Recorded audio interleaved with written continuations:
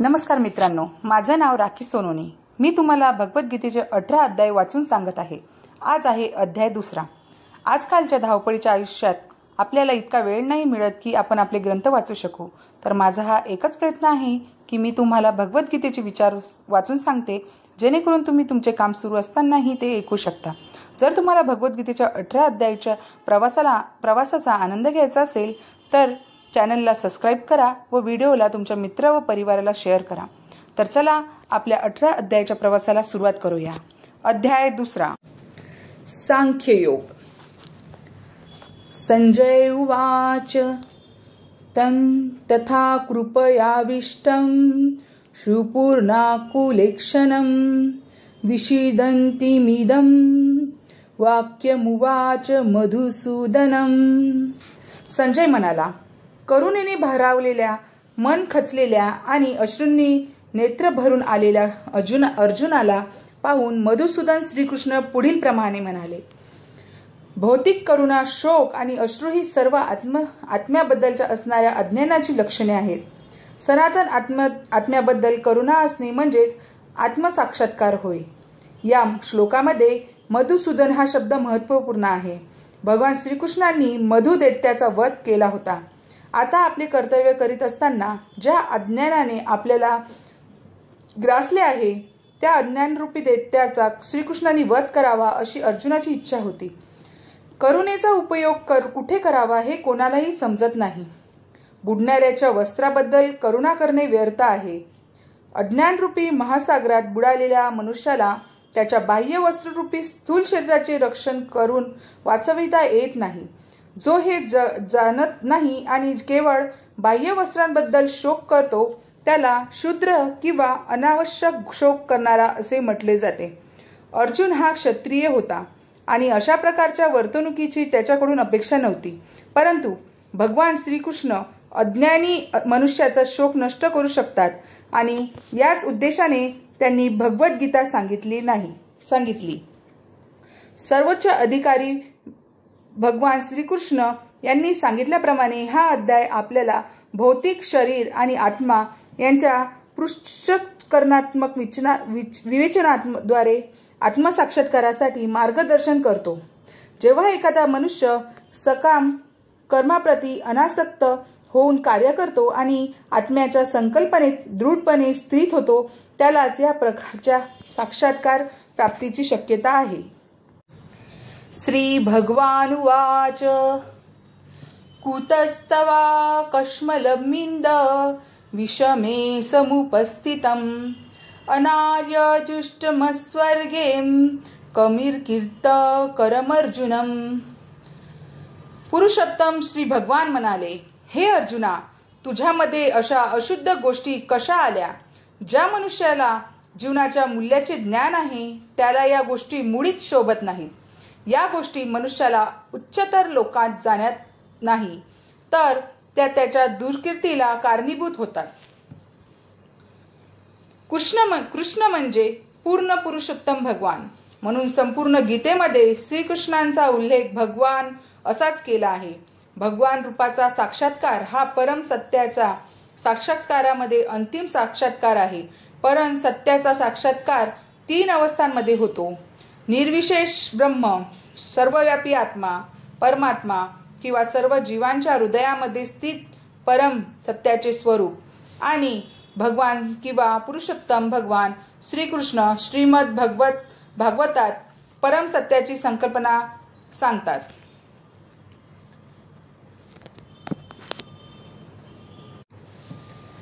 क्लैल्यमास्मगमं पार्थ नैत्वत्ययुपद्यते शुद्र हृदय दौर्बल्य त्वत्मद्भूस्ति परमतम। हे पार्थ, अशा 3 नपुसकतेची कास धरू नकोस, असे करणे तुला शोभत नाही। अंतकरणाचे असे क्षुद्र दुबळेपण सोडून दे आणि हे परंतप उठ। अर्जुनाला या ठिकाणी पृथेचा पुत्र म्हणून संबोधण्यात आले आहे। श्रीकृष्णांचे पिता वासुदेव यांची पृथा ही बहीण असल्यामुळे अर्जुनाचे व श्रीकृष्णाचे रक्ताचे नाते होते। जर एखाद्या क्षत्रियाचा पुत्र युद्ध करण्याचे नाकारत असेल तर तो केवळ नावापुरताच क्षत्रिय राहतो आणि जर एखादा ब्राह्मण पुत्र अपवित्र कार्य करीत असेल तर तो सुद्धा केवळ नावापुरताच ब्राह्मण राहतो. असे क्षत्रिय आणि ब्राह्मण म्हणजे त्यांच्या पित्यांचे नालायक पुत्र होत. म्हणून अर्जुनाने याप्रमाणे नालायक क्षत्रिय पुत्र होऊ नये असे श्रीकृष्णांची इच्छा होती. अर्जुन हा श्रीकृष्णांचा अत्यंत जिवलग मित्र होता आणि श्रीकृष्ण रथावर प्रत्यक्षपणे त्याला मार्गदर्शन करीत होते. परंतु या सर्व गोष्टी अनुकूल असताना जर अर्जुनाने युद्धाचा त्याग केला तर ते त्याच्याकडून अपकीर्तिकारक कार्य घडले असते. म्हणून श्रीकृष्ण म्हणतात की अर्जुनाच्या ठिकाणी अशा प्रकारची प्रवृत्ती असणे हे त्याच्यासारख्या व्यक्तीला शोभण्यासारखे नाही. आपल्याला अत्यंत उदारणीय असणारे भीष्म आणि आपले नातलग यांच्याबद्दलच्या आपल्या उदार मनोवृत्तीच्या सबबीवर आपण युद्ध करण्याचे सोडून देतो असा युक्तिवाद अर्जुन कदाचित करील. पण श्रीकृष्णाच्या मताप्रमाणे अशा प्रकारचे औदार्य म्हणजे वास्तविकपणे मनोदौर्बल्यच आहे. अशा प्रकारच्या मिथ्या औदार्याला कोणत्याही अधिकारवंतांनी संमती दिलेली नाही. म्हणून श्रीकृष्णांच्या प्रत्यक्ष मार्गदर्शनाखाली अर्जुनासारख्या व्यक्तींनी अशा प्रकारचे औदार्य आणि तथाकथित अहिंसा यांचा त्याग केला पाहिजे. अर्जुन उवाच कथ भीष्ममहं सख्ये द्रोणच मधुसूदनम् इषुभी प्रति स्वामी पूजार्यावसी सूदनम. अर्जुन म्हणाला, हे अरिसूदन, हे मधुसूदना, मला पूजनीय असणाऱ्या भीष्म द्रोणाचार्यासारख्या व्यक्तींवर मी बाणांनी प्रतिहल्ला कसा करू शकेल. पितामह भीष्म आणि द्रोणाचार्य यांसारख्या सन्माननीय व्यक्ती या सर्व पूजनीय आहेत आणि जरी त्यांनी हल्ला केला तरी त्यांच्यावर प्रतिहल्ला करणे अयोग्य आहे. असा एक सर्वसामान्य शिष्टाचार आहे की ज्येष्ठ व्यक्तींशी शाब्दिक वाद सुद्धा घालू नये. काही वेळा ते जरी कठोरपणे वागले तरी त्यांच्याशी कठोर वागू नये. असे असताना अर्जुनाने त्यांच्यावर प्रतिहल्ला करणे कसे काय शक्य आहे. आपले पितामह उग्रसेन आणि आपले गुरु सांदीपनी मुनी यांच्यावर श्रीकृष्ण कधीतरी आक्रमण करू शकतील काय. अर्जुनाने श्रीकृष्णांजवळ केलेले हे काही युक्तिवाद आहेत.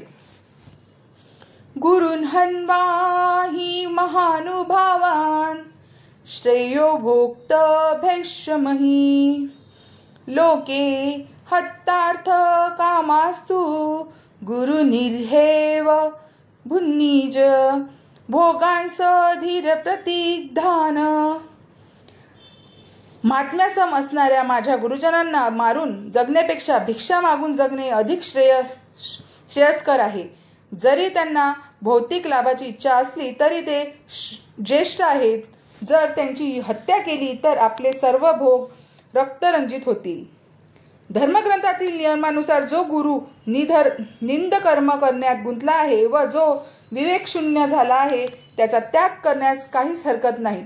दुर्योधनाच्या आर्थिक पाठिंब्यामुळे भीष्म आणि द्रोण यांना दुर्योधनाची बाजू घेणे भागच होते. वास्तविकपणे केवळ आर्थिक सहाय्यतेच्या आधारावर त्यांनी दुर्योधनाची बाजू घेणे योग्य नव्हते. या परिस्थितीमुळे त्यांनी गुरु म्हणून आपली आदरणीयता गमावली होती. पण असे असले तरी अर्जुनाला वाटते की ते सर्वजण त्यांच्यापेक्षा श्रेष्ठ आहेत आणि म्हणून त्यांची इच्छा करून भौतिक लाभाचा उपभोग घेणे म्हणजे रक्ताने माखलेल्या लुटीचा भोग घेण्यासारखेच आहे.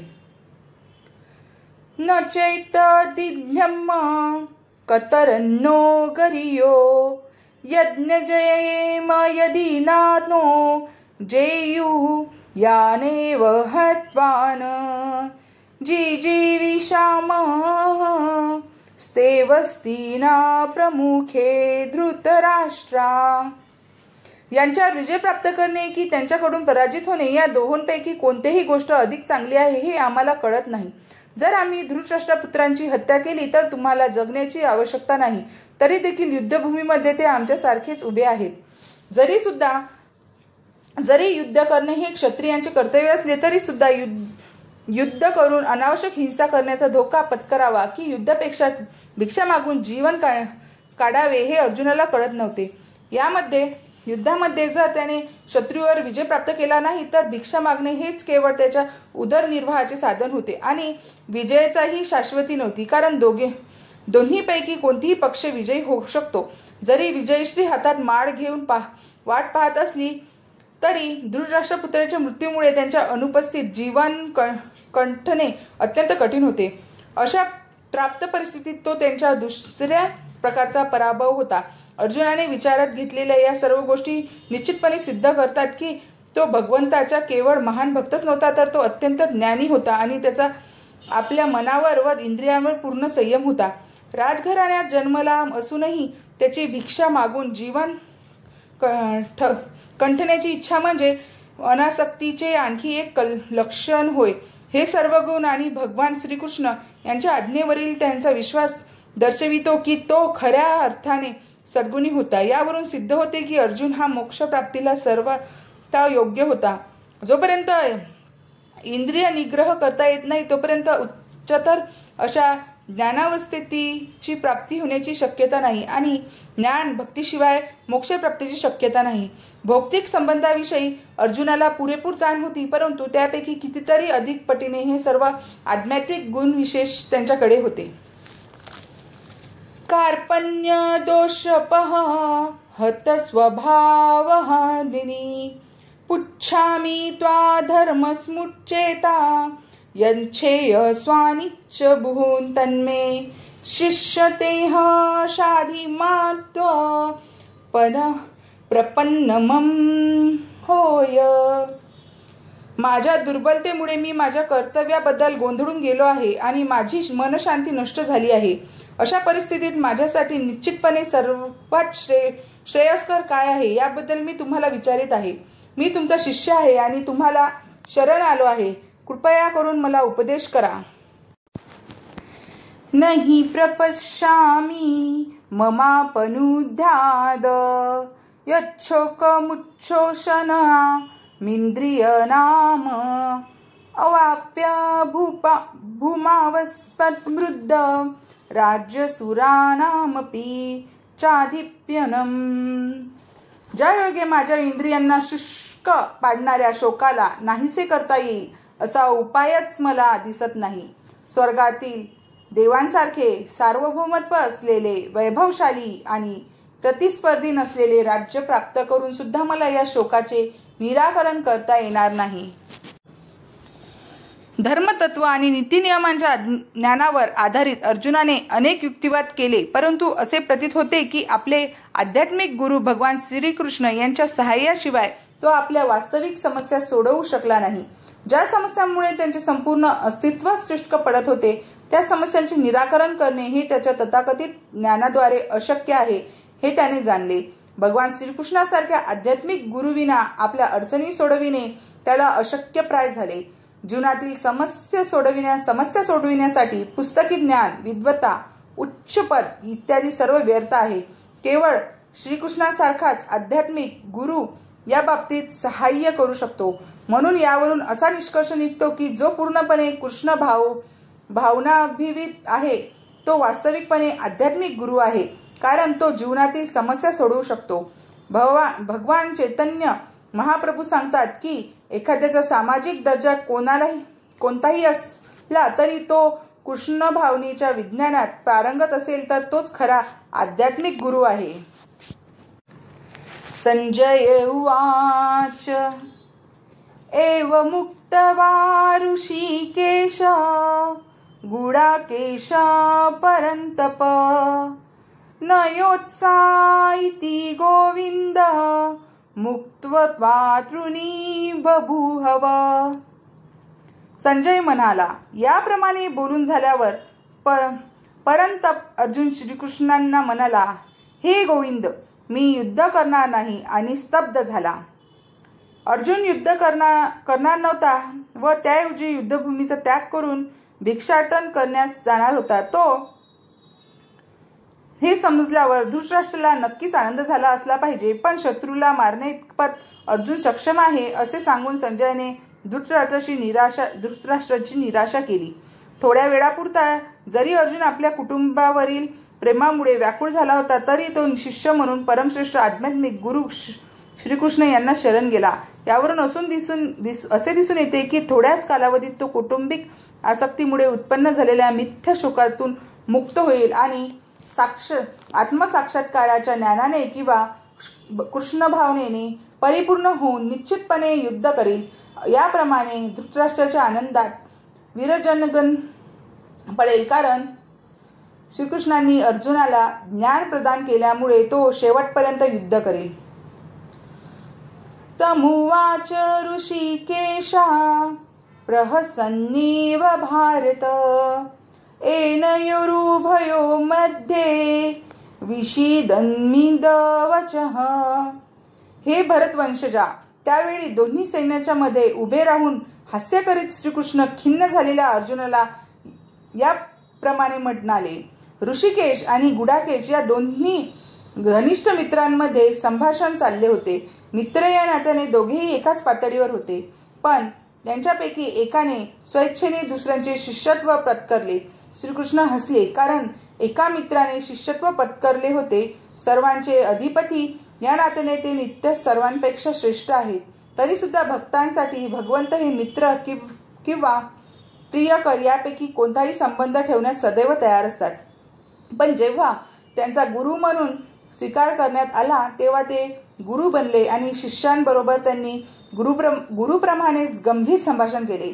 असे दिसते की गुरु आणि शिष्यांमधील संवाद सर्वांच्या लाभासाठी दोन्ही सैन्याच्या मध्ये प्रकटपणे चालला होता. म्हणून भगवद्गीतेतील संवाद हा फक्त विशिष्ट व्यक्ती, समाज, जातीसाठी नसून तो सर्वांसाठी आहे आणि त्यांचे श्रवण करण्याचा मित्र अथवा शत्रू दोघांनाही समान अधिकार आहे. श्री भगवानुवाच अशोच्चान्वेषोत्तत्व प्रज्ञावादांच भाषसे गतासु न गतासुच्च नानुशोन्ति पंडितः. पुरुषोत्तम भगवान म्हणाले, पंडिताप्रमाणे बोलताना तू जे शोक करण्यायोग्य नाही त्याबद्दल शोक करीत आहेस. हे ज्ञानिक जण आहेत, ते जीवितांबद्दल तसेच मृतांबद्दलही शोक करीत नाहीत. भगवंतांनी तात्काळ गुरुपद स्वीकारले आणि आपल्या शिष्याला प्रत्यक्षपणे मूर्ख म्हणून खडसावले. भगवंत म्हणाले की तू एखाद्या विद्वानाप्रमाणे बोलत आहेस, पण तू जाणत नाहीस की जो विद्वान आहे किंवा ज्याला शरीर नाही आणि आत्म्याचे ज्ञान आहे तो जीविताबद्दल किंवा मृतावस्थेबद्दल शोक करीत नाही. पुढील अध्यायांमध्ये सांगितल्याप्रमाणे जड, चेतन आणि अभयतांच्या नियंत्रकाला जाणणे म्हणजे ज्ञान होय. राजकारण आणि समाजशास्त्र याच्यापेक्षा धार्मिक तत्वांना अधिक प्राधान्य देण्यात यावे असा अर्जुनाचा युक्तिवाद होता. पण त्याला माहीत नव्हते की धार्मिक तत्वांपेक्षा ही जड प्रकृती, आत्मा आणि परमात्मा यांबद्दलचे ज्ञान हे अत्यंत महत्त्वपूर्ण आहे आणि या ज्ञानाच्या अभावामुळे त्यांचे महान विद्वान व्यक्तींचा आव आणायला नको होता. वास्तविकपणे तो विद्वान नसल्यामुळे जे शोक करण्यायोग्य नाही त्याबद्दल व्यर्थ शोक करीत होता. या शरीराचा जन्म झाला आहे आणि आज ना उद्या निश्चितपणे याचा नाश होणारच आहे. म्हणून आत्म्याइतके हे शरीर महत्त्वपूर्ण नाही. हे जो जाणतो तोच खरा पंडित आहे आणि भौतिक शरीराची कोणतीही स्थिती त्याच्या शोकास कारणीभूत होत नाही. न त्वेवाहं जातु नासन्वेते मे जनाधिपा न चैव न भविष्याम सर्वे वयं तः परम. ज्या काळी मी आणि तू हे सर्व राजे अस्तित्वात नव्हते असा काळ कधीही नव्हता आणि भविष्य काळात पण आपण अस्तित्वविहीन होणार असेही आहे नाही. वैयक्तिक कर्मानुसार आणि कर्मफलानुसार विविध अवस्थांमध्ये असणाऱ्या असंख्य जीवांचे पालन करता पुरुषोत्तम श्री भगवान आहेत असे कठोपनिषद आणि श्वेताश्वतर उपनिषद सांगण्यात आले आहे. तेच पुरुषोत्तम श्री भगवान आपल्या पूर्णशाद्वारे प्रत्येक जीवांच्या हृदयामध्ये स्थित आहेत. जे संतजन त्या भगवंतांना आत आणि बाहेर दोन्हीकडे पाहू शकतात त्यांनाच परिपूर्ण आणि शाश्वत शांतीची प्राप्ती होते. देहिनोऽस्मिन् यथा देहो कोमार युंजरा तता देहांत प्राप्ती धीरस्रन स्मुह्यती। ज्याप्रमाणे देहधारी आत्मा अविरतपणे या देहात बालपणापासून तारुण्यात आणि तारुण्यापासून म्हातारपणात जात असतो, त्याचप्रमाणे मृत्यूनंतर जीवात्मा दुसऱ्या देहामध्ये प्रवेश करतो। अशा स्थित्यंतरामुळे धीर मनुष्य गोंधळून जात नाही। प्रत्येक जीव हा स्वतंत्र देहधारी आत्मा असल्यामुळे तो प्रत्येक क्षणी आपले शरीर बदलत असतो। या बदलामुळे तो कधी बालकाप्रमाणे, कधी तरुणाप्रमाणे, तर कधी म्हाताऱ्याप्रमाणे दिसून येतो। असे असले तरी तोच जीवात्मा तेथे असतो आणि त्याच्यामध्ये कोणताही बदल घडून येत नाही। अंततः हा जीवात्मा मृत्यूनंतर शरीर बदलतो आणि दुसऱ्या शरीरात स्थानांतरित होतो। जीवात्म्याला पुढच्या जन्मामध्ये आध्यात्मिक किंवा भौतिक शरीर मिळणार हे निश्चित आहे आणि यासाठीच भीष्म, द्रोण यांच्याबद्दल अतिशय आस्था असणाऱ्या अर्जुनाला त्याच्या मृत्यूमुळे शोकाकुल होण्याचे काहीच कारण नव्हते। उलट ते वृद्ध शरीरातून नवीन शरीरात स्थानांतर करून नवतारुण्य प्राप्त करीत असल्यामुळे अर्जुनाने आनंदित व्हायला हवे होते। शरीरातील अशा बदलांमुळे एखाद्याला त्याच्या आयुष्यातील कर्मानुसार सुख किंवा दुःख प्राप्त होते। म्हणून भीष्म व द्रोण थोर व्यक्ती असल्यामुळे त्यांना नक्कीच पुढील जन्मी आध्यात्मिक देहाची प्राप्ती होणार होती किंवा निदान भौतिक जगतातील श्रेष्ठ प्रतीचा उपभोग घेण्यासाठी स्वर्गलोकांची तरी प्राप्ती होणारच होती। याप्रमाणे कोणत्याही बाबतीत शोक करण्याचे कारणच नव्हते। मात्रा स्पर्शांस्तु कौन्तेय शीतोष्ण सुखद सदा आगमापायिनो नित्यस्तांतिक्षितस्व भारत। हे कौन्तेया, तात्पुरती उत्पन्न होणारी आणि कालांतराने विनाश पावणारी जी सुखदुःखे आहेत ती हिवाळा व उन्हाळा यांच्या येण्या जाण्याप्रमाणे आहेत।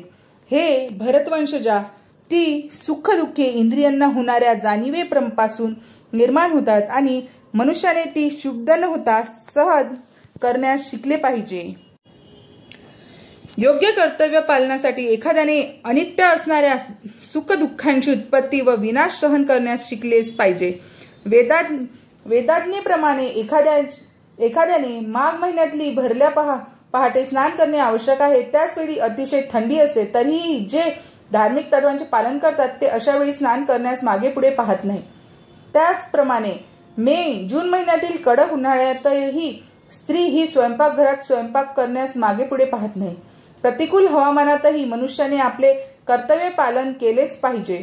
त्याचप्रमाणे युद्ध करणे हे क्षत्रियांचे धार्मिक तत्व आहे आणि जरी एखाद्या क्षत्रियाला आपला मित्र किंवा नातेवाईक त्यांच्याबरोबर युद्ध करावे लागले तरी त्याने त्यांच्या नियतकर्मापासून ढळू नये। ज्ञान स्तरापर्यंत उन्नत होण्यासाठी एखाद्याने नियत विविधितांचे पालन करणे आवश्यक आहे, कारण केवळ ज्ञान आणि भक्तीद्वारेच मनुष्य मायेच्या तावडीतून स्वतःला मुक्त करू शकतो। अर्जुनाला ज्या 2 नावांनी या ठिकाणी संबोधण्यात आले आहे ते सुद्धा महत्त्वपूर्ण आहे। त्याला कोणत्याही नावाचे संबोधनामुळे त्यांच्या आईच्या बाजूकडील थोर रक्ताच्या नातेवाईकांचा बोध होतो आणि भारत या नावाने संबोधण्यामुळे त्यांच्या पित्याकडील असणाऱ्या महानतेचा बोध होतो। दोन्ही बाजूंनी त्याचा वारसा थोर होता। थोर वारसामुळे योग्य कर्तव्य पालनाची जबाबदारी वाढते, म्हणून अर्जुन युद्ध करण्याचे टाळू शकत नाही। यही न व्यथन्ते ते पुरुष पुरुषंभ समदुःख सुख धीर सोमृतत्व कल्पते। हे कुरुक्षेत्रा, अर्जुना, जो मनुष्य सुख आणि दुःख यांनी विचलित होत नाही आणि दोन्ही अवस्थांमध्ये स्थिर असतो तो मोक्षप्राप्तीसाठी निश्चितपणे योग्य आहे। आध्यात्मिक साक्षात्कारामधील उच्चतर अवस्थेतील प्राप्ती करणाऱ्या निश्चयात जो दृढ आणि सुखदुःखांचे आघात जो समभावाने सहन करतो तो खचितच मोक्षप्राप्तीस पात्र आहे। वर्णाश्रम संस्थेमध्ये जी चौथी अवस्था संन्यासाश्रम आहे ती अत्यंत खडतर अवस्था आहे, पण जो आपले जीवन परिपूर्ण करण्याबद्दल प्रामाणिक आहे तो सर्व अडचणींना न जुमानता संन्यासाश्रम स्वीकारतो। कौटुंबिक नाते तोडल्यामुळे आणि पत्नी व मुलेबाळे यांच्या संपर्काचा त्याग करण्यामुळे साधारणपणे अडचणी उद्भवतात. परंतु जर कोणी अशा अडचणी सहन करण्यास समर्थ असेल तर निश्चितपणे आत्मसाक्षात्काराच्या मार्गात तो पूर्णत्व प्राप्त करतो. त्याचप्रमाणे जरी आपल्या कुटुंबियांशी किंवा प्रियजनांशी लढणे कठीण असले तरी अर्जुनाने आपल्या क्षत्रिय धर्माच्या कर्तव्य पालनात चिकाटीने प्रयत्न करणे आवश्यक आहे, असा त्याला उपदेश देण्यात आला आहे. श्री चैतन्य महाप्रभूंनी वयाच्या 24व्या वर्षीच संन्यास ग्रहण केला आणि त्याच्यावर अवलंबून असणारी त्याची तरुण पत्नी आणि वृद्ध माता यांची देखभाल करण्यास कोणीच नव्हते. तरी सुद्धा उच्चतर हेतू प्रित्यर्थ त्यांनी संन्यास घेतला व ते आपल्या श्रेष्ठ अशा कर्तव्य पालनात दृढ होतो. भौतिक बंधनातून मुक्ती प्राप्त करण्याचा तोच एकमात्र मार्ग आहे. नासतो विद्यते भावो ना भावो विद्यते सत उभयोरपि दृष्टंतस्त्व योक्तदर्शी शिर्भिया. हे तत्वदर्शी पुरुष आहेत. त्यांनी असा निष्कर्ष काढला आहे की ते अस्त आहेत ते चिरकाल टिकू शकत नाही आणि जे सत आहे ते कधीच बदलत नाही. या दोन्हीच्या स्वरूपाचा अभ्यास करून तत्वदर्शी पुरुषांनी असा निष्कर्ष काढला आहे. अविनाशी तु तत्तित्त येन सर्वमिद ततं विनाशम्ययव्यस्यन् कच्चित् तत्महर्तती. जे संपूर्ण शरीराला व्यापून आहे ते अविनाशी आहे असे तू जाण. त्या विनाशी आत्म्याचा कोणीही नाश करू शकत नाही. या श्लोकामध्ये संपूर्ण शरीर व्याप्त करणाऱ्या जीवात्म्याच्या स्वरूपाचे विश्लेषण करून सांगण्यात आले आहे. संपूर्ण शरीरात चैतन्य पसरलेले आहे हे कोणीही जाणू शकतो. शरीराला अंश किंवा पूर्ण रूपामध्ये होणाऱ्या सुखदुःखांची जाणीव प्रत्येकाला असते. हा चैतन्याचा प्रभाव प्रत्येकाच्या स्वतःच्या शरीरापुरताच मर्यादित असतो. एका शरीराच्या सुखदुःखाची जाणीव दुसऱ्या शरीराला होत नाही, परंतु प्रत्येक शरीर हे एका व्यक्तिगत जीवाचे आच्छादन असते आणि जीवात्म्याच्या शरीरातील उपस्थितीचे लक्षण हे व्यक्तिगत चेतनेद्वारे कळून येते. या जीवाचे परिणाम केसांवरच्या अग्रांच्या एका दशसंग्रहातितके आहे असे सांगण्यात येते. अंतवंत इमे देहा नित्ययोक्ता शरीरिणम् अनाशिनो प्रमेयस्य तस्मादुस्तस्य भारतः. अविनाशी, अमर्याद आणि शाश्वत जीवनात्माच्या शरीराचा निश्चितपणे अंत होणार आहे. म्हणून हे भरतवंशजा तू युद्ध कर. स्वभावातच भौतिक शरीर नश्वर आहे. त्याचा नाश तात्काळ किंवा 100 वर्षानंतरही होऊ शकतो. हा तर काळाचा प्रश्न आहे. या शरीराचे अनंत काळासाठी पालन करण्याची शक्यताच नाही. परंतु जीवात्मा हा इतका सूक्ष्म आहे की तो शत्रूला दिसून शकत नाही. मारला जाण्याचे तर दूरच. पूर्वीच्या श्लोकात सांगितल्याप्रमाणे तो इतका सूक्ष्म आहे की त्याच्या आकाराचे मोजमाप करावे याबद्दल कोणालाही कल्पना नाही. याप्रमाणे दोन्ही दृष्टिकोनातून पाहिल्यास शोक करण्याचे काहीच कारण नाही. कारण जीवात्म्याला त्याच्या स्वरूपस्थितीत मारणे शक्य नाही किंवा भौतिक शरीराचे दीर्घ किंवा अनंत काळासाठी रक्षणही करता येत नाही. परमात्म्याचा हा सूक्ष्म अंश त्याच्या कर्मानुसार भौतिक शरीर प्राप्त करतो आणि म्हणून धार्मिक तत्वांचे पालन करणे आवश्यक आहे. वेदांत सूत्रांमध्ये जीवाला तेजोगुणी म्हटले आहे, कारण तो परमेश्वर प्रकाशाचाच अंश आहे. ज्याप्रमाणे सूर्यप्रकाश संपूर्ण सृष्टीचे पालनपोषण करतो, त्याप्रमाणे जीवात्म्याचा प्रकाश हा भौतिक शरीराचे पालनपोषण करतो. जीवात्म्याचे भौतिक शरीराचा त्याग केल्यावर तात्काळ शरीर सडण्यास प्रारंभ होते. यावरून कळून येते की जीवात्मा हाच या शरीराचे पालन करतो. केवळ शरीर हे महत्त्वपूर्ण नाही. भौतिक शरीराबद्दल विचार न करता धर्माप्रित्यर्थ युद्ध करण्याचा सल्ला अर्जुनाला देण्यात आला आहे. येन वेत्ति हंतार यश्वेन मन्यते हतम् उभ्यन्तो न विजातीनो नातयन्ति हन्यते. ज्याला वाटते की जीवात्मा हा मारणारा आणि किंवा तो मारला जातो तो अज्ञानात आहे, कारण जीवात्मा मारित नाही किंवा मारलाही जात नाही. जेव्हा एखाद्या शरीरधारी जीवाला प्राणघात शस्त्रांनी दुखापत केली जाते तेव्हा त्या शरीरावरील आत्मा मारला जात नाही, हे समजून घेतले पाहिजे. पुढील श्लोकांवरून कळून येईल की जीवात्मा हा अत्यंत सूक्ष्म असल्याने कोणत्याही भौतिक शस्त्राचे त्याची हत्या करणे शक्य नाही आणि त्यांच्या आध्यात्मिक स्वरूपामुळे तो मारलाही जाऊ शकत नाही. त्यांची हत्या होते किंवा त्यांची हत्या झाली असे समजले जाते ते केवळ शरीरच असते. तथापि ही गोष्ट शरीराच्या हत्येला मुळीच उत्तेजक देत नाही.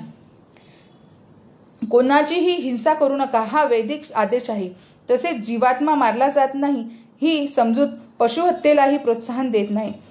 कोणाच्याही शरीराची अधिकाराविना हत्या करणे हे निंदनीय आहे. तसेच ते राष्ट्राच्या आणि भगवंताच्या दंड संहितेनुसार निश्चितच दंडनीय आहे. तरीही अर्जुनाला केवळ लहरी खातच नव्हे तर धर्मतत्वांकरिता हत्या करण्यास नियुक्त करण्यात आले होते. न जायते म्रियन्ते वा कदाचिन नायत्वा भविता वा भूय अजो नित्य शाश्वते पुराणो न हन्यते हन्यमारे शरीरे. कोणत्याही काळी आत्म्यासाठी जन्मही नाही आणि मृत्यूही नाही. याचा जन्म झाला होता असेही नाही, त्याचा जन्म होतो असेही नाही आणि त्याचा जन्म होणार आहे असेही नाही. तो अजन्म सनातन नित्य अस्तित्वात असणारा आणि पुरातन आहे. शरीराचा नाश झाला तरी त्याचा नाश होत नाही. गुणात्मक दृष्ट्या परमात्म्याच्या सूक्ष्म अनुरूप अंश आणि परमात्मा एकरूप आहेत. शरीराप्रमाणे त्यांच्यामध्ये काही बदल होत नाही. काही वेळा आत्म्याला कुटस्थ किंवा स्थिर असे म्हटले जाते. शरीरामध्ये 6 प्रकारची स्थितत्वे होतात. शरीर मातेच्या गर्भातून जन्म घेते, काही काळासाठी राहते, त्याची वाढ होते, त्यापासून काही परिणाम उत्पन्न होतात, हळूहळू त्याची झीज होते आणि शेवटी लुप्त होते. परंतु आत्मा अशा परिवर्तनातून जात नाही. आत्म्याचा जन्म होत नसतो, परंतु तो एक भौतिक शरीर धारण करीत असल्यामुळे त्या शरीराचा जन्म होतो. त्या ठिकाणी आत्मा जन्म घेत नाही आणि मरतही नाही. ज्याला जन्म आहे त्याला मृत्यू हा निश्चितचपणे आहे आणि आत्म्याला जन्म नसल्यामुळे त्याला भूत, वर्तमान आणि भविष्यही नाही. आत्मा हा सनातन किंवा अस्तित्वात असणारा आणि पुरातन, अर्थात त्यांचा जन्म झाला आहे अशी इतिहासातही नोंद नाही. शरीराच्या प्रभावाखाली आपण आत्म्याच्या जन्माचा इतिहास वगैरे शोधत असतो. शरीराप्रमाणे कोणत्याही काळी आत्मा वृद्ध होत नाही. म्हणून तथाकथित वृद्ध मनुष्याला बालपणातील किंवा तारुण्यातील चैतन्य आपल्यातही आढळून येते. शरीरातील होणाऱ्या बदलांचा आत्म्यावर काहीही परिणाम होत नाही. वृक्ष किंवा इतर कोणतीही भौतिक गोष्ट ज्याप्रमाणे क्षीण होते त्याप्रमाणे आत्मा क्षीण होत नाही. आत्म्यापासून इतर उपफळेही निर्माण होत नाहीत. शरीरापासून उत्पन्न होणारी उपफळे म्हणजे मुले बाळे आहेत व ती म्हणजे विविध स्वतंत्र जीवात्मे असतात आणि केवळ शरीराच्या प्रभावामुळेच ती विशिष्ट मनुष्यांची आहेत असे वाटतात. आत्म्याच्या उपस्थितीमुळे शरीराची वाढ होते, पण आत्म्याला उपफळे नसतात किंवा त्यांच्यामध्ये स्थित्यंतरही होत नाही. म्हणून आत्मा हा 6 प्रकारच्या शारीरिक स्थित्यंतरांच्या पलीकडे असतो. वेदा विनाशीन नित्ययमजव्यव्यम कथस्स पुरुष पार्थ क घातयन्ति हिति कम. हे पार्थ, जो व्यक्ती जाणतो की आत्मा हा अविनाशी, शाश्वत, आजन्मा आणि अव्ययी आहे, तो कोणाला कसा मारील किंवा कोणाला कसा मारविल. प्रत्येक गोष्टीची स्वतःची अशी उपयुक्तता असते आणि जो मनुष्य पूर्ण ज्ञानात स्थिर झाला आहे तो त्या वस्तूचा योग्य उपयोग कसा व कुठे करावा हे जाणतो. त्याचप्रमाणे हिंसेची ही उपयुक्तता असते आणि हिंसेचा उपयोग करावा हे ज्ञानी व्यक्तीवर अवलंबून असते. जर खुनाबद्दल अपराधी असणाऱ्या एका व्यक्तीला न्यायाधीशाने मृत्यूदंडाची शिक्षा फरमाविली तर त्यासाठी न्यायाधीशाला दोषी ठरवता येत नाही, कारण तो न्याय संहितेनुसारच दुसऱ्या व्यक्तीला शिक्षा फरमावितो. खुनी व्यक्तीला देहांताची सजा देण्यात यावी याची पुष्टी मनुसंहितेत करण्यात आली आहे. कारण असे केल्यामुळे त्याने पूर्वजन्मी केलेल्या महापापाबद्दल त्याला दुःख भोगावे लागणार नाही. म्हणून मुनी मनुष्याला राजाने केलेली फाशीची शिक्षा ही वस्तुतः हितकारक आहे. त्याप्रमाणे श्रीकृष्ण जेव्हा अर्जुनाला युद्ध करण्याची आज्ञा देतात तेव्हा निश्चितपणे जाणले पाहिजे की या प्रकारची हिंसा ही उच्च प्रतीच्या न्यायप्रदानासाठी आहे. यासाठीच अर्जुनाने त्याच्या आज्ञेचे पालन केले पाहिजे. श्रीकृष्ण प्रीत्यर्थ युद्धकर्म करताना केलेली या प्रकारची हिंसा ही मुळी हिंसा नाही, कारण कोणत्याही परिस्थितीत मनुष्य अर्थात त्याचा आत्मा मारला जात नाही हे अर्जुनाने योग्य रीतीने जाणले पाहिजे. म्हणून न्यायप्रदानासाठी तथाकथित किंवा हिंसा करण्यास अनुमती आहे. शस्त्रक्रिया ही रोगी व्यक्तीला मारण्यासाठी नसून त्याला स्वस्थ करण्यासाठी असते. म्हणून श्रीकृष्णाच्या आज्ञेनुसार अर्जुनाने केलेले युद्ध हे पूर्ण ज्ञानयुक्त आहे व त्यापासून पापाचे फळ भोगण्याचा प्रश्नच उद्भवत नाही. वासांसी जीर्णी यथा विहाय नवानी गृहाणी निरुपराणी तथा शरीराणी विहाय जीर्णान्य ज्ञानी सय्याती नवानी देही. ज्याप्रमाणे मनुष्य जुन्या वस्त्राचा त्याग करून नवीन वस्त्रे धारण करतो, त्याप्रमाणे आत्माही जुन्या आणि निरुपयोगी शरीराचा त्याग करून नवीन भौतिक शरीर धारण करतो. नैन छिंदन्ति शस्त्राणि नैन दहति पावकः न चैन क्लेयन्द पापो न शोषयति मारुत. या आत्म्याचे कोणत्याही शस्त्राद्वारे तुकडे करता येत नाहीत. अग्नीद्वारे त्याला जाळता येत नाही, पाण्याप्रमाणे त्याला भिजता येत नाही, तसेच वाऱ्याने त्याला सुकविताही येत नाही. अच्छद्यो यमदाढ्यो यमक्लेद्योश्च एव च नित्य सर्वगतास्तानुचलो सनातन. हा आत्मा अविद्राव्य व न तुटणारा आहे आणि त्याला सुकविणे किंवा जाळणेही शक्य नाही. हा नेहमी टिकणारा, सर्वव्यापी, अपरिवर्तनीय, निश्चल आणि नित्य सारखाच राहणार आहे. अनुरूप आत्म्याचे हे सर्व गुणधर्म निश्चितपणे सिद्ध करतात की जीवात्मा हा परमात्म्याच्या नित्य अनुरूप अंश असतो आणि त्यात काहीही बदल न होता तो नित्य अनुरूप अंशच राहतो. या बाबतीत अदैव सिद्धांत लागू करणे फार कठीण आहे, कारण स्वतंत्र जीवात्मा कधीच एकजिनसी होऊ शकत नाही. भौतिक दोषांपासून मुक्त झाल्यावर अनुरूप आत्मा भगवंताच्या दिव्य तेजोमय किरणांमध्ये आध्यात्मिक स्फुलिंग म्हणून राहू शकतो. परंतु जे बुद्धिमान जीवात्मे असतात ते भगवंताच्या सानिध्यात राहण्यासाठी आध्यात्मिक लोकांमध्ये प्रवेश करतात. सर्वगणता हा शब्द महत्त्वपूर्ण आहे, कारण भगवंताच्या संपूर्ण सृष्टीमध्ये जीवात्मे आहेत ही गोष्ट निसंशय आहे. ते भूमीवर, पाण्यामध्ये, हवेमध्ये, पृथ्वीच्या पोटात आणि अग्नीमध्येही राहतात. अग्नीमध्ये जीवात्म्याचे निर्जीवीकरण होते व सिद्धांत मान्य करतात येत नाही. या ठिकाणी स्पष्टपणे सांगण्यात आले आहे की आत्मा हा अग्नीद्वारे जाळला जात नाही. म्हणून ही गोष्ट निसंशय आहे की सूर्यग्रहावरही तेथे राहण्यात योग्य अशी शरीरे असलेले जीवात्मे आहेत. जर सूर्यगोलावर वस्ती नसती तर सर्वगतः हा शब्द अर्थहीन झाला असता. अव्यक्तोयम चिंतोय यमविकायो च म्युन्ते तस्मादेव विधिन्नेव नामुशोचुर्महर्षति. हा आत्मा अदृश्य, कल्पनातील आणि अपरिवर्तनीय आहे असे म्हटले जाते. हे जाणून तू शरीराबद्दल शोक करू नकोस. अथ चैन नित्यजात नित्यमान्यसे मृतकं तथापि महाबाहो नैन शोचितुमर्हसि.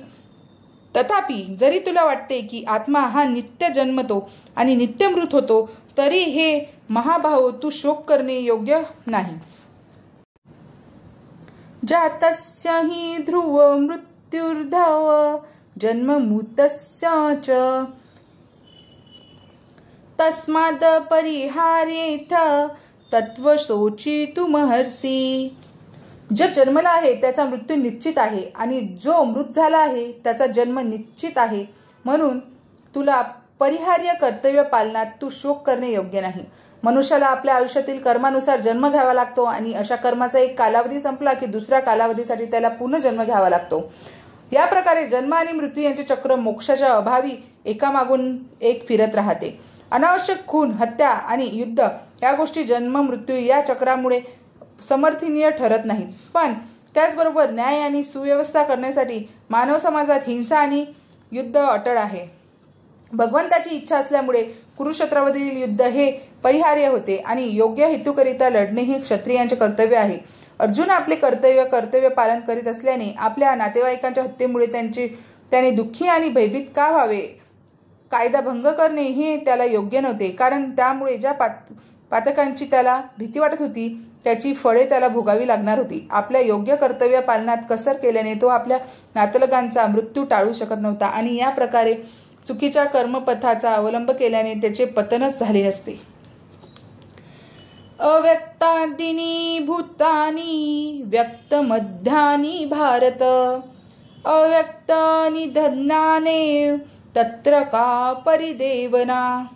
समस्त जीव प्रारंभी अव्यक्त असतात, मध्यावस्थेत व्यक्त असतात आणि विनाशानंतर पुन्हा अव्यक्त होतात. म्हणून शोक करण्याची काय आवश्यकता आहे? आश्चर्यं पश्यन्ति कित्तेन माश्चर्य वदति तथैव चान्य आश्चर्यवच्चेन मन्य शृणोति वेद चैव कच्चित. कोणी आत्म्याकडे विस्मयकारक म्हणून पाहतात, कोणी याचे वर्णन अद्भुत म्हणून करतात आणि कोणी याबद्दल आश्चर्यकारक म्हणून ऐकतात.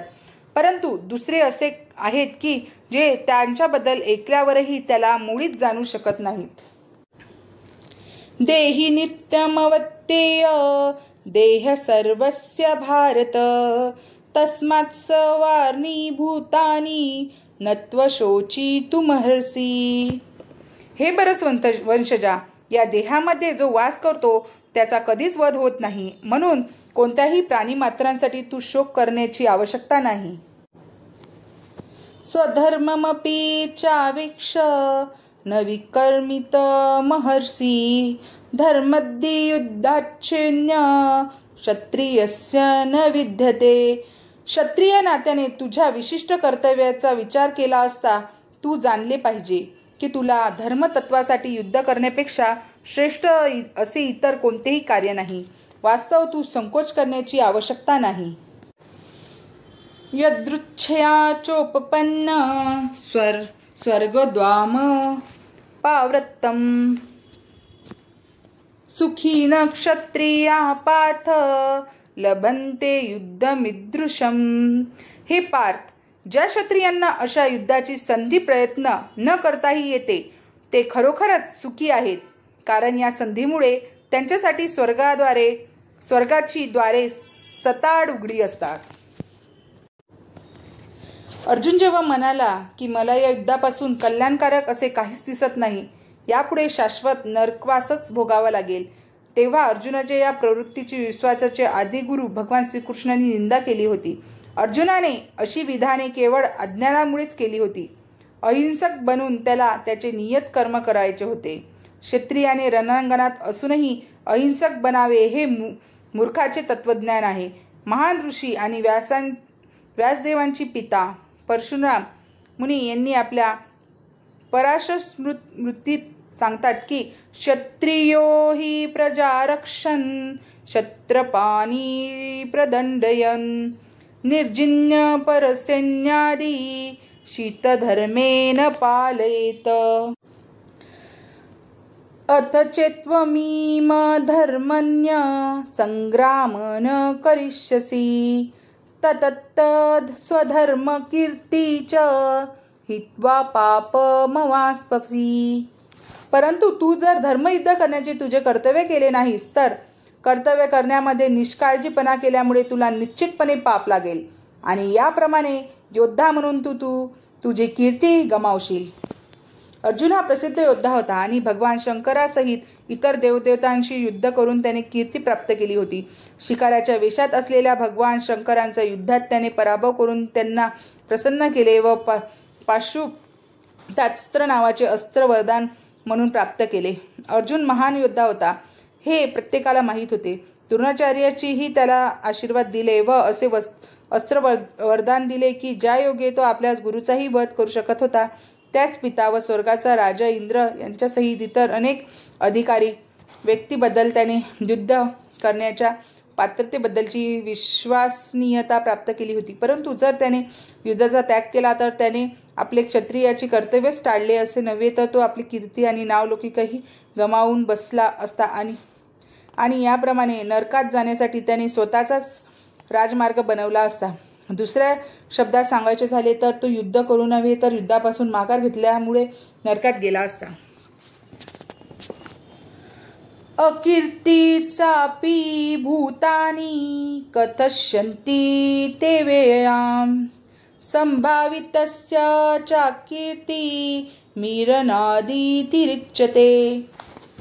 लोक नेहमी तुझ्या अपयशाचे वर्णन करतील आणि सन्मान्य व्यक्तीसाठी दुष्कीर्ती ही मृत्यूपेक्षाही भयंकर आहे. भयांद्रनादुपरंत मत्स्यन्ते त्वा महारथा एषाच बहुमतो भूत्वा सामी लाघवम. ज्या मोठमोठ्या महारथी सेनापतींनी तुझ्या नावलौकिकांची आणि यशाची वाखाणणी केली आहे त्यांना वाटेल की केवळ भीतीमुळे तू रणांगण सोडले आहेस आणि याप्रमाणे ते तुला तुच्छच समजतील. भगवान श्रीकृष्णांनी अर्जुनाला आपल्या निर्णय देणे चालूच ठेवले. ते पुढे म्हणतात की तू असे समजू नकोस की दुर्योधन, कर्ण आणि इतर योद्ध्यांना तू आपले बंधू आणि पितामह यांच्याबद्दलच्या करुणेमुळे रणभूमी सोडून गेलास. असे वाटेल त्यांना वाटेल की भयभीत होऊनच तू रणभूमी सोडून गेलास. अशा तऱ्हेने तुझ्या व्यक्तिमत्वाबद्दलचा त्यांना असणारा आदर साप धुळीत मिळून जाईल. अवाच्य वादाच्च बहुंतींच तवाहिता निंदतस्य सामर्थ्य तत्वदून किमश. तुझे शत्रू अनेक अपमानास्पद शब्दात तुझे वर्णन करतील आणि तुझ्या योग्यतेचा उपहास करतील. याहून अधिक दुःखकर असे तुला काय आहे?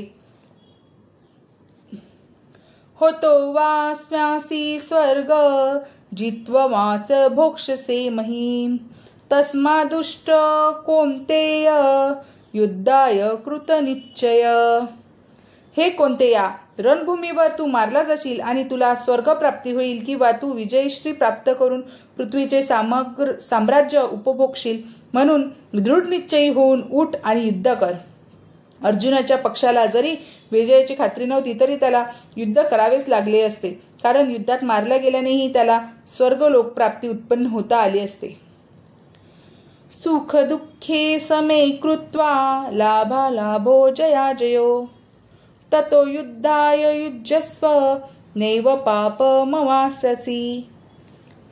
सुख अथवा दुःख, लाभ अथवा हानी, जय अथवा पराजय याचा विचार न करता तू युद्धासाठी म्हणून युद्ध कर. असे केल्याने तुला पाप लागणार नाही. एषा ते भीहिता साख्य विद्धीन विश्वसृणु प्रद्यध्या युद्धयया पार्थ कर्म बंध प्रयास्यसि. आतापर्यंत या ज्ञानाची पृथक्करणात्मक माहिती मी तुला सांगितली आहे. आता मी निष्काम कर्म कसे करावे याचे वर्णन करतो.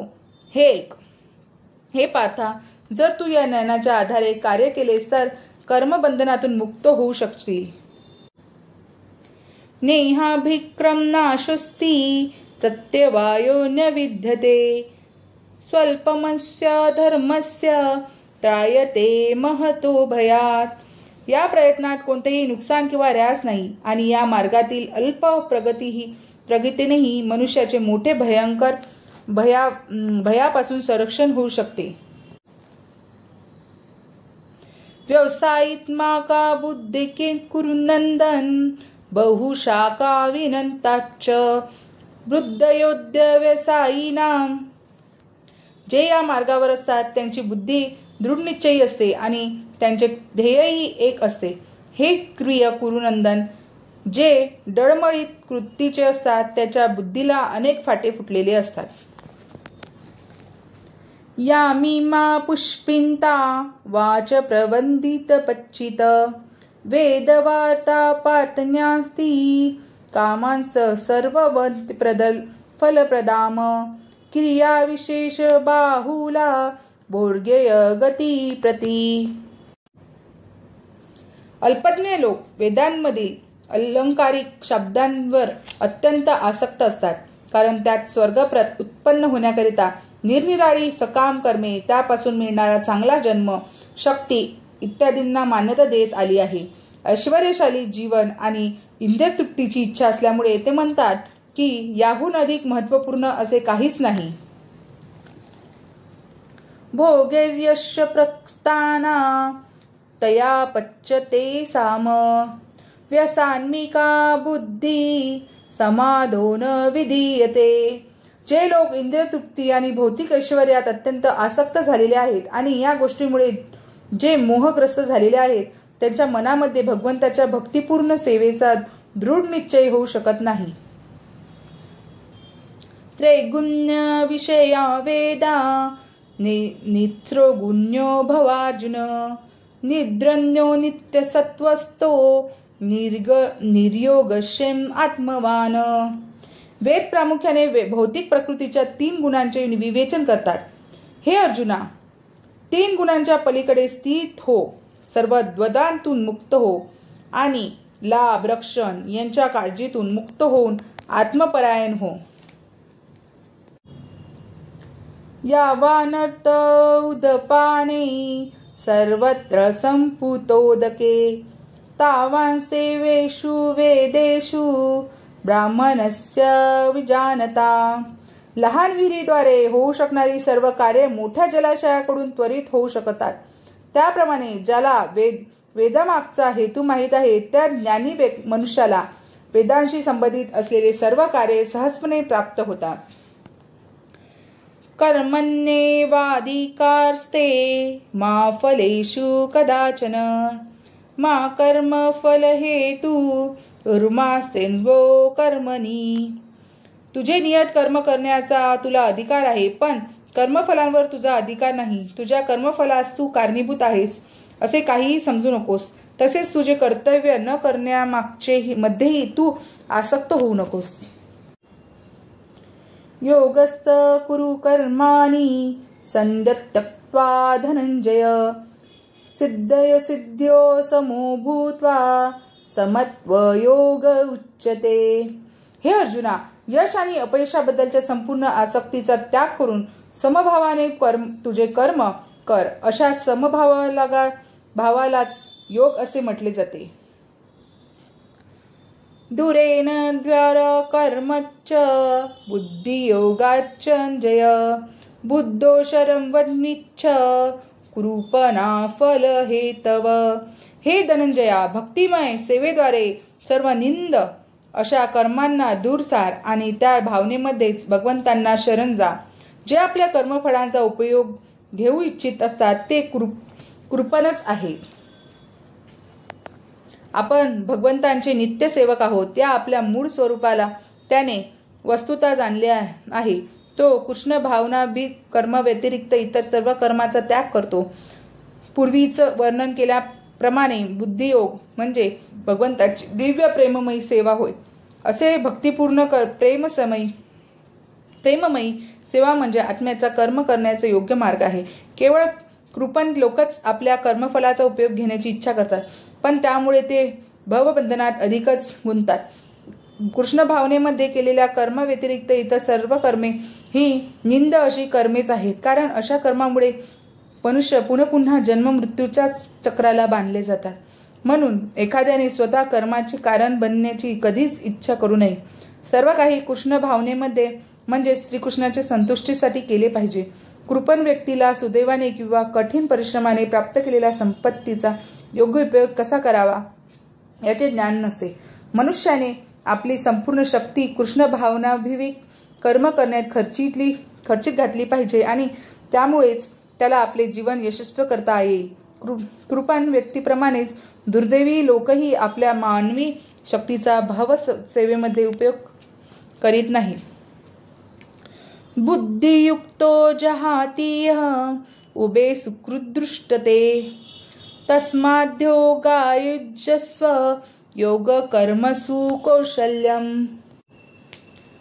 भक्तिपूर्ण सेवेमध्ये संलग्न झालेल्या मनुष्य या जन्मात सुद्धा चांगल्या आणि वाईट कर्मापासून मुक्त होतो. म्हणून योगयुक्त होण्याचा प्रयत्न कर, कारण योग हेच सर्व कर्मातील कौशल्य आहे. कर्मंच बुद्धियुक्ता हि फलक्त्वा मनीषिण जन्मबंधीन विनिमुक्ता पद गच्छंत नामयम। याप्रमाणे भगवंताच्या भक्तिपूर्ण सेवेमध्ये संलग्न होऊन महान ऋषीमुनी अथवा भक्तगण भौतिक जगातील कर्मफळातून मुक्त होतात। अशा रीतीने ते जन्ममृत्यूच्या चक्रातून मुक्त होतात आणि सर्व दुःखांच्या पलीकडील स्थानाची प्राप्ती करतात। यदा ते मोह कलिल्ल बुद्धिर्व्यर्ती तरित्यंती तदा गंतासी निर्वेंद श्रोतस्य श्रुतस्य च। जेव्हा तुझी बुद्धी या मोहरूपी घनदाट अरण्याच्या पार होईल तेव्हा तू जे सर्व ऐकलेले आहेस आणि जे सर्व ऐकायचे आहे त्याबद्दल सर्वांबद्दल उदासीन होशील। श्रुती विप्रतिपन्ना ते यदा स्याति निश्चला समाधावचला बुद्धिस्ता योगमस्यसिया। जेव्हा तुझे मन वेदांच्या डोलदार अलंकारिक भाषेने विचलित होणार नाहीत आणि जेव्हा ते आत्म्या साक्षात्कारामध्ये समाधिस्थ होईल तेव्हा तुला दिव्य भावनेची प्राप्ती होईल। स्थितप्रज्ञस्य भाष अर्जुन उवाच स्थितप्रज्ञस्य का भाषा समाधिस्तस्य केशव स्थितस्ति की प्रभाषेण किमासीन व्यज्रते किम। अर्जुन म्हणाला, हे कृष्ण, ज्यांची भावना अशी समाधिस्थ झाली आहे त्यांची लक्षणे काय आहेत? तो कसा आणि कोणत्या भाषेत बोलतो? तो बसतो कसा आणि चालतो कसा? श्री भगवान उवाच प्रजहाति यदा कामा नस्य कर्मो मनोगतान आत्मन्येवात्मतुष्ट स्थितप्रज्ञ सदोस्तनो। श्री भगवान म्हणाले, हे पार्थ, मानसिक तर्क वितर्कामुळे उत्पन्न झालेल्या इंद्रिय तृप्तीच्या सर्व प्रकारच्या इच्छांचा मनुष्य जेव्हा त्याग करतो आणि याप्रमाणे त्याचे शुद्ध झालेले मन जेव्हा केवळ आत्म्यांमध्ये संतुष्ट होते तेव्हा ते स्थितप्रज्ञ अर्थात विशुद्ध दिव्यावस्थेत स्थित झाला आहे असे म्हटले जाते।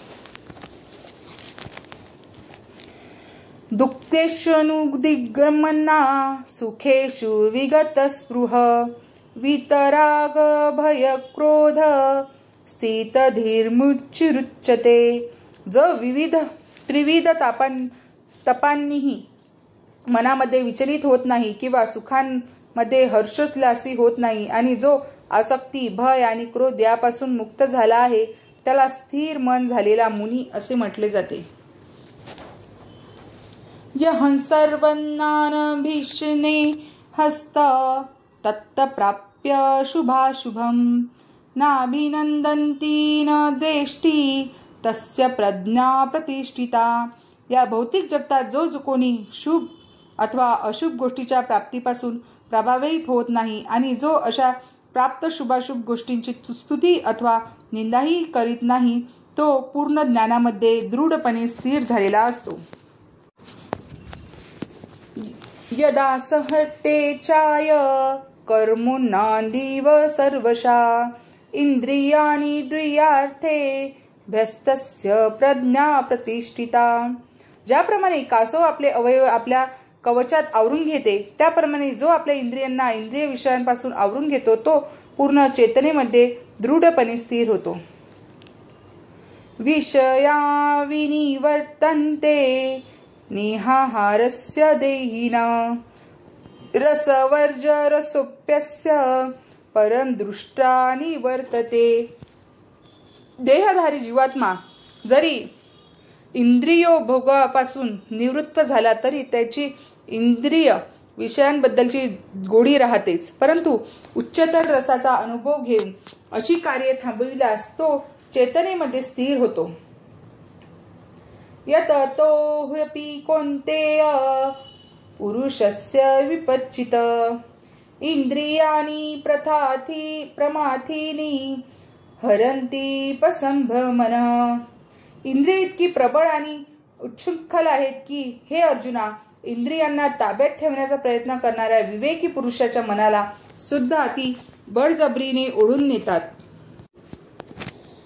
युक्तानि सर्वाणि सम्मेयं युक्त आसीं मत्परं वशे हि इंद्रियाणि तस्य प्रथा प्रतिष्ठिता. जो इंद्रियांना पूर्णपणे वश करून त्यांचे संयमन करतो आणि आपली भावना माझ्यामध्ये दृढपणे स्थिर करतो त्याला स्थिर बुद्धियुक्त मनुष्य असे म्हटले जाते. ध्यायतो विषयान् पुंसः